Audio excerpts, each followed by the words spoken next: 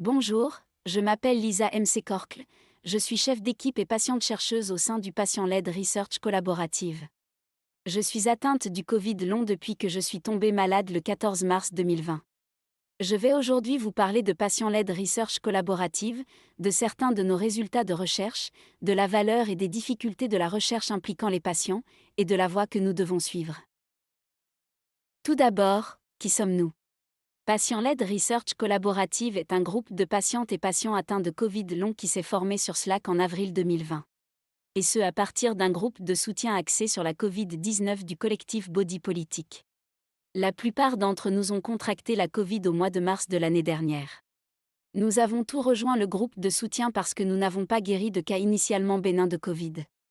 Dans ce groupe de soutien, nous avons compris que nous disposions de nombreuses informations précieuses sur les symptômes associés aux différents traitements pilotes, sur l'évolution de la maladie, sur le fait que les médecins et nos entourages ne nous croyaient pas, etc.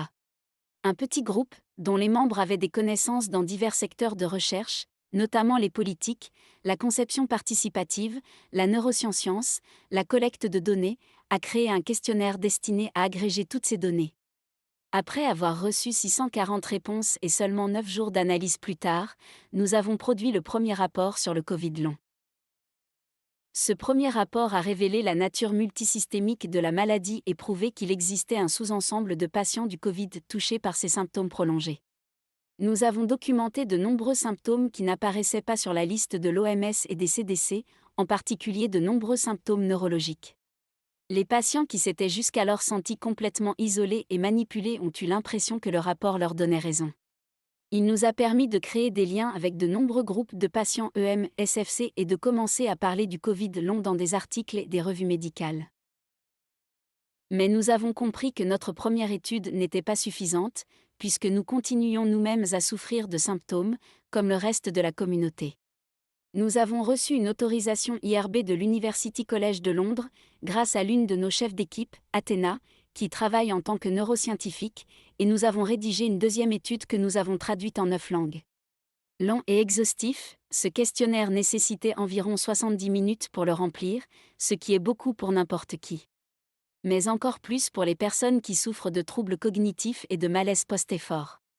Nous avons fait en sorte de choisir nos questions très méthodiquement, en nous appuyant sur ce qui comptait pour les patients, ce que nous vivions nous-mêmes, et ce que disaient les patients souffrant d'une pathologie identique. Nous n'avons pas juste collecté des données pour collecter des données. Nous avons prévu des interruptions dans le questionnaire, pour rappeler aux participants de faire une pause et leur permettre ainsi de reprendre le questionnaire et de le terminer plus tard. Dans le cadre de ce questionnaire, nous avons reçu 6800 réponses de participants provenant de 84 pays. Nous avons prépublié une analyse d'un sous-ensemble de ces patients en décembre, qui a été publiée dans le Lancet Clinical Medicine en juillet 2021. Pour cet article, nous avons limité l'analyse aux patients dits de la première vague, ceux tombés malades avant juin 2020.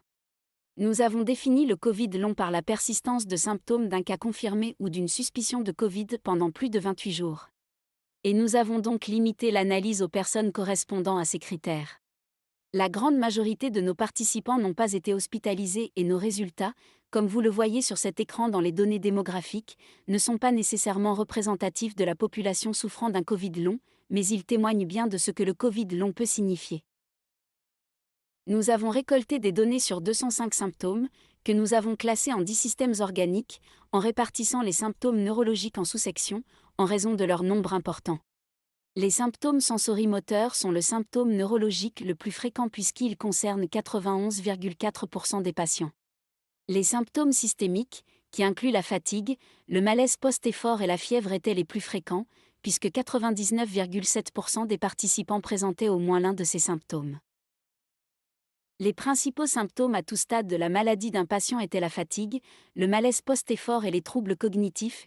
Comme vous le voyez, arrivent ensuite l'essoufflement ou les troubles de l'attention, de la concentration et l'oppression thoracique. À 6 mois de maladie, les symptômes les plus fréquents sont presque toujours systémiques et neurologiques. Les 3 principaux restent la fatigue, le malaise post-effort et les troubles cognitifs ou le brouillard cérébral, suivis des symptômes sensorimoteurs, des céphalées, des troubles de la mémoire, de l'insomnie et des palpitations cardiaques. L'impact des troubles cognitifs et des troubles de la mémoire sur la capacité des patients à vivre normalement est énorme. 86,2% des patients trouvent que ces symptômes les empêchent de travailler, 85,3% se voient incapables de prendre des décisions importantes, 74,8% étaient incapables de communiquer leurs pensées et leurs besoins. 68,3% se trouvent dans l'incapacité de tenir des conversations, 62,5% sont incapables de suivre leur traitement, 54,4% ne pouvaient pas suivre des instructions simples et plus de la moitié, 53,2%, étaient incapables de conduire.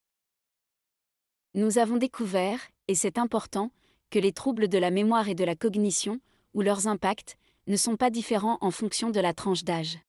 Ils étaient aussi fréquents chez les 18-29 ans que chez les plus de 60 ans. Voici des témoignages de patients décrivant ces symptômes, je vais en lire quelques-uns. Ma mère doit m'aider à prendre mes médicaments, parce que je ne me souviens pas si je les ai pris, même si je viens juste de le faire. J'essayais de remplir un formulaire de demande d'hypothèque, et je n'ai pas pu me rappeler du montant du loyer. J'ai indiqué 3 750 $ par mois, ma conjointe m'a dit que c'était 1 375 $ et j'ai noté 13 750 $.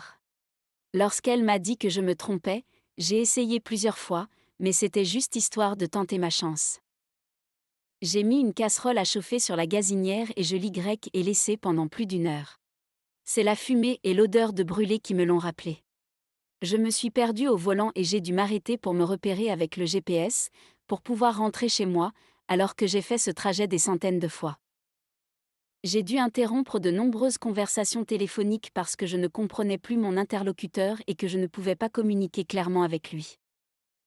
Ce sont quelques exemples des effets du Covid long et plus particulièrement des troubles cognitifs et de ce que le brouillard cérébral du Covid long implique. Les récidives sont une caractéristique clé du Covid long. Le retour des symptômes est généralement provoqué par un déclencheur spécifique. Un faible pourcentage de patients ne présentent pas ces récidives. La plupart en sont victimes et les patients ont identifié leur déclencheur dans notre questionnaire. Les plus courants sont l'activité physique, le stress, le sport et l'activité mentale. 20% des patients présentaient des changements et une sensibilité aux médicaments, 12,1% avaient des réactions plus marquées à des allergies anciennes. Certains présentaient aussi de nouvelles allergies et de nouvelles réactions anaphylactiques, ce qui pourrait suggérer un syndrome d'activation mastocytaire. Une réactivation d'autres virus, d'anciens virus présents dans le corps, a aussi été rapportée.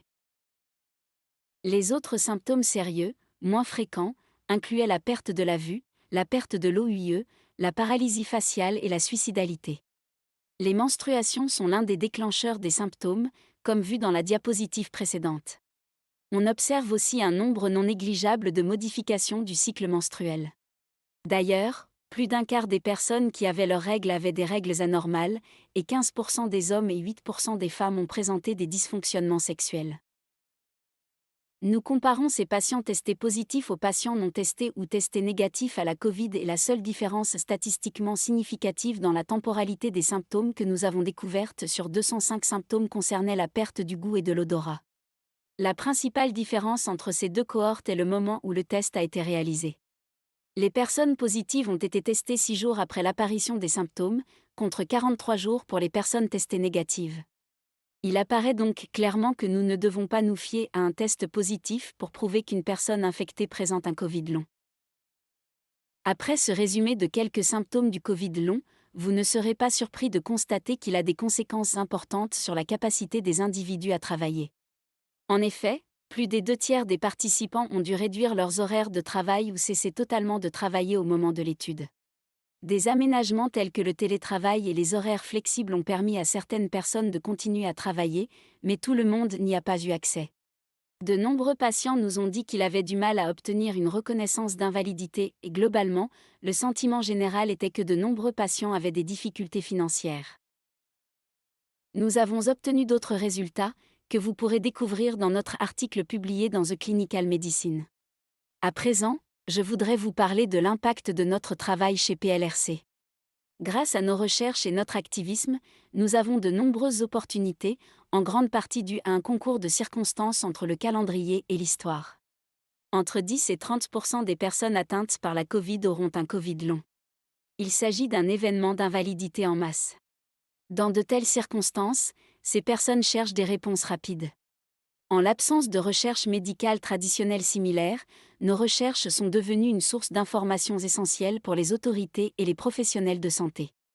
En outre, grâce aux travaux sur le VIH, à l'EMSFC et à de nombreux autres activistes, nous disposons de cette plateforme historique de connaissances sur les patients et de cette fenêtre d'opportunité qui nous permettent d'avoir, très rapidement, un impact conséquent. Quelques exemples de notre impact et de notre engagement sont affichés à l'écran. Une grande partie du travail a été accomplie en association avec Body Politique et d'autres organisations qui travaillent sur les effets du Covid long. Nous sommes dans le 1% supérieur des prépublications sur MedArchive. Nos données ont servi à la création de recommandations de nombreuses agences gouvernementales, et nous avons été consultants sur des études de recherche actuelles et futures sur le Covid long, en plus de la nôtre. Au cours de cette année, nous avons rencontré de nombreux obstacles liés aux recherches dirigées par les patients et centrées sur les patients, mais nous avons aussi constaté de nombreux avantages à cette méthode. Nous avons appris que ce type de recherche nous permet de poser les bonnes questions, grâce à une connaissance intime de la maladie. Je ne saurais vous dire à combien de reprises j'ai répondu à un questionnaire qui n'avait clairement pas été conçu en concertation avec des patients.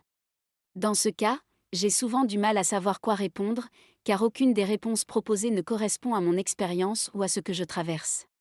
C'est l'un des intérêts de l'implication des patients dans la recherche. Les résultats d'une étude impliquant les patients sont plus précis et fidèles à l'expérience des patients, ce qui donne des résultats plus exacts. Nous étudions les sujets qui comptent pour les patients, ce qui permet de trouver des solutions plus efficaces pour eux. Non seulement nous posons les bonnes questions, mais nous les posons plus tôt, et nous obtenons des réponses plus tôt que la recherche traditionnelle. Lors de la conception du protocole de recherche, nous envisageons aussi les besoins de la population étudiée, ce que les études médicales ne font que rarement. Par exemple, comme je l'ai déjà dit, nous avons prévu des pauses que nous suggérons aux participants qui remplissent le questionnaire. En outre, dans notre groupe, nous avons tous des expériences et des compétences différentes. Nous voyons les choses par différents prismes, ce qui nous rend efficaces et holistiques. Notre motivation est notre propre santé et celle de notre communauté. Nous n'avons pas d'autre objectif qui pourrait nous empêcher de prendre des décisions pour le bien de la communauté. Mais nous rencontrons aussi de nombreuses difficultés. Ces recherches et cet activisme demandent beaucoup de travail alors que nous vivons toutes et tous avec une invalidité chronique. D'ailleurs, l'une de mes récidives les plus sévères est survenue après avoir travaillé trop longtemps sur la sensibilisation au Covid long. Mais cela nous a permis d'établir des règles de base qui impliquent de donner la priorité à notre santé et d'utiliser intelligemment le peu d'énergie dont nous disposons. Nous avons aussi été limités par le manque de ressources, des difficultés d'accès aux dossiers médicaux, aux résultats d'analyse médicale, aux grands groupes de population. L'absence de ces données restreint le type de recherche que nous pouvons faire et les questions auxquelles nous pouvons répondre sans nous associer à une plus grande institution. Concernant les financements, les dons que nous recevons financent principalement notre site web et nos frais de fonctionnement. Nous avons peu de trésorerie pour verser des compensations aux participants ou nous rémunérer pour notre travail, alors que nous frôlons le burn-out.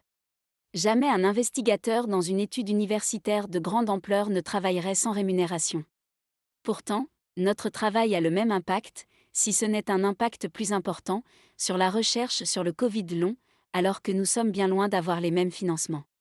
Nous avons aussi eu du mal à développer une organisation structurée, puisque nous n'avons commencé qu'il y a un peu plus d'1 an. Nous étions un groupe de personnes qui s'étaient rencontrées sur Internet, et nous voulions éviter de créer une hiérarchie dans le groupe. Bien sûr, puisque nous n'appartenons pas au système de recherche traditionnel, il y aura toujours des sceptiques et des trolls qui qualifieront nos recherches de travail de pacotille et ne nous prendront pas au sérieux. Ce qui m'amène au dernier point, la vision réductionniste du patient. L'an dernier, compte tenu de mon immersion dans le sujet, j'ai pu clairement comprendre qu'il existe une croyance sous-jacente dans la communauté médicale, selon laquelle les patients doivent rester à leur place et laisser la recherche et les soins médicaux dans les mains des professionnels. Nous ne sommes pas considérés comme des personnes à part entière, des personnes qui ont une histoire au-delà de leurs antécédents médicaux, des personnes qui ont des capacités inestimables, des compétences incroyables et des expériences précieuses que nous pouvons partager, avant même d'être des personnes qui vivent avec une maladie. J'encourage tous les auditeurs à faire un peu d'introspection et à se demander s'ils considèrent la plupart des patients uniquement comme des patients, des personnes qui ont une maladie, point final. Réfléchissez à la manière dont notre société validiste et élitiste influence notre perception des patients. Nous sommes des êtres pluridimensionnels, tout comme vous, et nous méritons d'être associés à la recherche et aux soins pour comprendre et résoudre ce qui se passe dans nos propres corps. Nous réduire au statut de patient revient à pénaliser l'avenir de la médecine. Dès lors, quelle voie devons-nous choisir ? Avec la poursuite des recherches sur le Covid long, nous devons nous appuyer sur les recherches antérieures portant sur les maladies post-virales. Même si certaines maladies, comme le MSFC, la dysautonomie et de nombreuses maladies post-virales ont été ignorées et dénigrées, nous disposons de résultats réels. Il n'est pas question de réinventer la roue. C'est un élément essentiel pour envisager les traitements. Nous savons que les programmes d'exercice graduel sont nocifs pour les patients victimes de malaise post-effort et qu'il est important de prendre le temps. Nous devons également étudier des échantillons de vrais patients en Covid long. Par exemple, de nombreux patients, voire la plupart des patients qui ont un Covid long, n'ont pas été hospitalisés, ils sont nombreux à ne pas avoir eu de symptômes respiratoires, à avoir eu une maladie aiguë bénigne. Souvent, ils n'ont pas reçu d'oxygénothérapie ni présenté une saturation en oxygène basse. Bien sûr, j'en ai parlé, de nombreux patients en Covid long n'ont pas accès aux tests et n'ont ni test PCR positif ni test sérologique positif. Mais rien de tout cela ne devrait limiter l'accès aux soins ou la participation à une étude. Nous devons aussi faire en sorte que tous ces patients soient impliqués dans une étude et que cette étude soit représentative de la population en Covid long.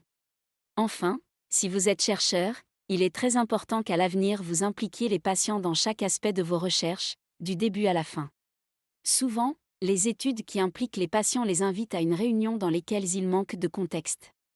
Les chercheurs se rencontrent depuis des mois, voire parfois des années, une grande partie de l'étude a déjà été planifiée, ce qui limite les informations que les patients peuvent apporter et l'influence qu'ils peuvent avoir sur l'étude. Donc, impliquez les patients dès le début, avec un groupe de patients représentatifs. Considérez-nous comme des acteurs ayant des connaissances précieuses, des expériences pertinentes, des compétences essentielles. Ne nous réduisez pas uniquement au statut de patient. Et puis, payez-nous. Notre temps est précieux, nos réflexions sont précieuses, nous devons être rémunérés. De plus, cette rémunération permettra d'inclure les groupes à faible revenu et les personnes de couleur qui sont historiquement exclues de ces projets, qui n'ont pas l'occasion de s'exprimer ou qui sont exploités pour obtenir des informations. Voilà, j'ai terminé.